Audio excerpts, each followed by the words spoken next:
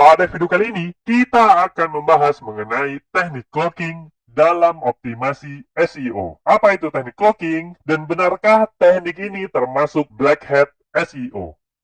Assalamualaikum warahmatullahi wabarakatuh. Pada kesempatan kali ini kita akan ngebahas mengenai teknik cloaking. Yuk, mari kita langsung masuk aja ke pembahasannya. Oke, tentu aja pertama kali kita akan ngebahas mengenai apa itu cloaking. Cloaking adalah praktik yang menyajikan konten atau URL yang berbeda kepada pengguna manusia dan mesin telusur. Mungkin teman-teman masih bingung ya, kenapa ada orang yang menyajikan konten atau URL yang berbeda kepada pengguna manusia dan mesin telusur. Ada banyak sebabnya ya, nanti juga kita akan bahas berbagai contohnya, kemudian apa yang boleh dan apa yang tidak boleh. Jadi yang jelas teman-teman harus tahu kalau teman-teman menyajikan kontennya beda antara pengunjung yang berasal dari pengunjung biasa gitu ya, manusia, sama konten yang diperuntukkan khusus untuk mesin pencari. Nah, berarti teman-teman udah melaksanakan atau udah mempraktekkan teknik cloaking. Nah, teman-teman harus tahu bahwa cloaking itu dianggap sebagai pelanggaran pedoman webmaster Google. Nah, jadi bahaya banget ya. Jadi kalau kira-kira teman-teman pernah melakukan kegiatan seperti ini atau teknik-teknik seperti ini pada website teman-teman, maka teman-teman harus segera audit website tersebut dan kemudian menghilangkan berbagai teknik cloaking yang pernah teman-teman laksanakan atau pernah teman-teman lakukan. Sekarang kenapa Google nggak suka sama teknik cloaking? Nah, jadi kalau kita menggunakan teknik cloaking kan,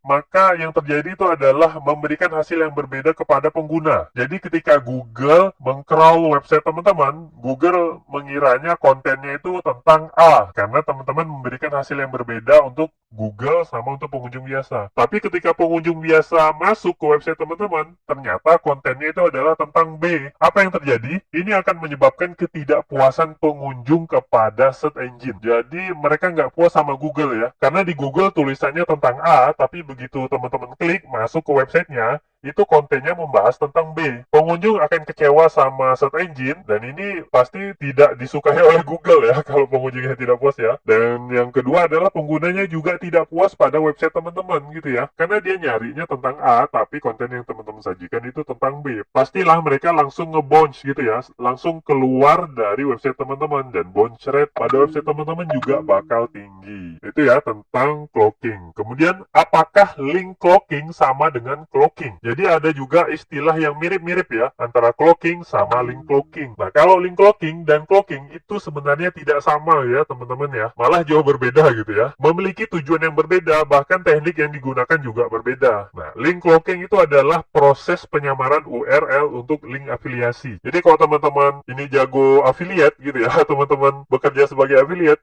pasti teman-teman dapat berbagai link afiliasi. Nah, biasanya untuk menyembunyikan ID afiliasi kita itu menggunakan teknik link cloaking namanya. Nah, teknik ini bertujuan untuk menyembunyikan ID afiliasi kita dan biasanya untuk memperpendek link tersebut biar nggak ribet dan mudah diingat oleh target market kita. Nah, jadi nggak sama ya antara cloaking sama link cloaking. Nah, sekarang kita bahas apa sih dampak dari cloaking itu sendiri. Nah, kan kita tadi di awal kita udah ngebahas bahwa cloaking itu melanggar guidelines atau pedoman yang disediakan oleh Google. Nah, sekarang dampaknya apa? Nah, dampak terparah dari cloaking itu adalah Google Manual Action. Nah, teman-teman pernah dengar nggak? Google Manual Action. Saya udah pernah bikin video mengenai Google Manual Action ini. Tinggal di searching aja ya di Google. Kemungkinan besar teman-teman bakal menemukan video saya. Nah, apa dampaknya Google Manual Action? Nah, dampak terparah dari Google Manual Action itu adalah dihapusnya website teman-teman dari indeks Google.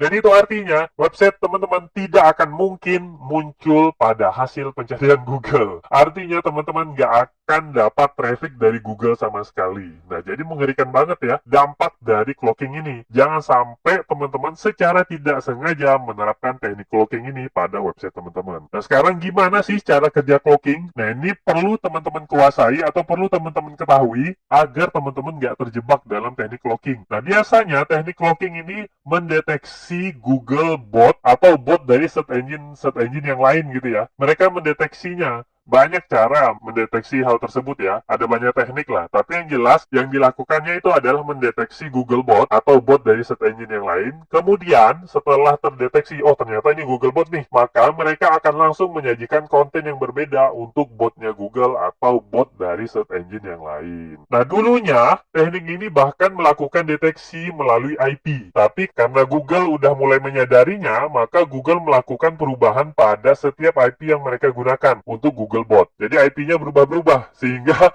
kalau daftar IP-nya nggak diupdate, maka tentu teknik cloaking ini tidak dapat bekerja. Tapi ada banyak ya, selain mendeteksi IP, ada banyak cara yang bisa dilakukan untuk teknik cloaking ini. Nah, kalau teman-teman seandainya melakukan teknik-teknik menggunakan cara yang sama gitu ya, walaupun teman-teman nggak tahu itu cloaking, tapi caranya sama, maka teman-teman harus waspadai, bisa saja teman-teman terkena Google Manual Action. Nah, sekarang kita ambil contoh, apa sih hal-hal yang biasa dilakukan dengan menggunakan teknik cloaking ini. Yang pertama itu adalah menyembunyikan situs terlarang. Ini sering banget dilakukan. Dulu, orang-orang itu menyembunyikan situs pornografi dari Googlebot dengan cara menyamarkannya sebagai konten animasi dan konten kartun. Nah, ini bahaya banget ya.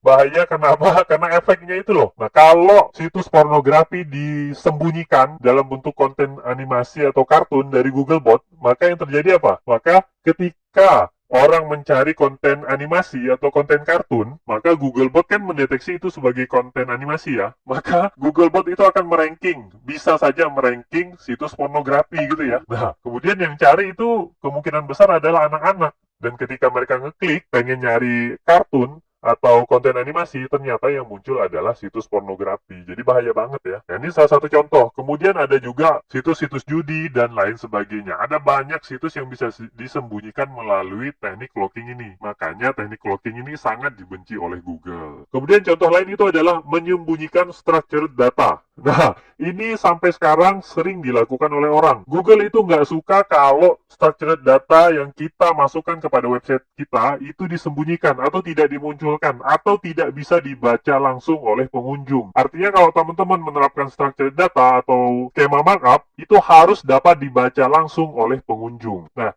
jika teman-teman menyembunyikan structured data yang teman-teman buat dari para pengunjung, berarti teman-teman sudah menyajikan konten yang berbeda antara pengunjung dan search engine. Nah, Anda tahu itu artinya apa? Itu artinya Anda sudah menerapkan teknik cloaking.